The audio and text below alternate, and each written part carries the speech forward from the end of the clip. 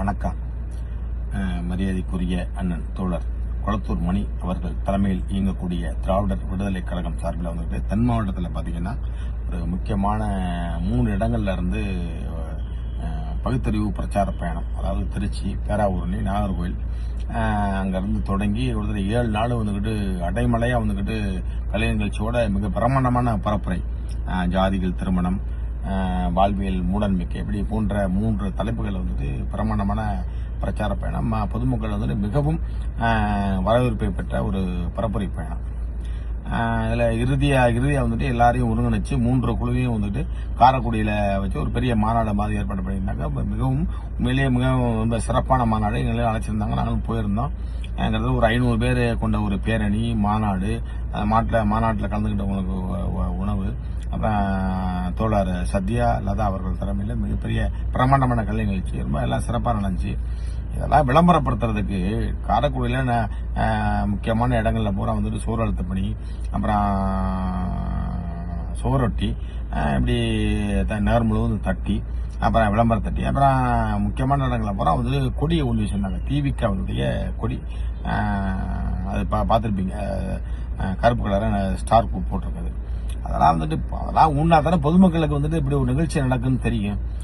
அந்த அடிப்படையில் பார்த்தீங்கன்னா எம்ஜிஆர் சிலை, அண்ணா சிலை, பெரியார் சிலை வந்து கொடியெல்லாம் ஊண்டியிருக்காங்க.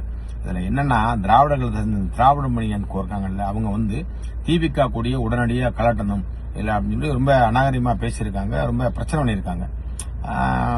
அந்த தோழர் இளங்கோ, அப்புறம் பெரியார் போன்றவர்கள் வந்து ரொம்ப பிரச்சனை பண்ணியிருக்காங்க. அவங்க தான் நிகழ்ச்சியை பிரமாண்டமாக ஏற்பாடு பண்ணது. ஏதோ சாப்பிட்டா இருக்கிறதுனால கழிட்டு போங்க, கழட்டிக்கிறோம்னு சொல்லிட்டாங்க. இப்போ என்னை மாதிரி ஆளாக இருந்தால் வந்துட்டு அது நடக்கிறத வேற உண்டுலன்னு பண்ணியிருப்பேன்.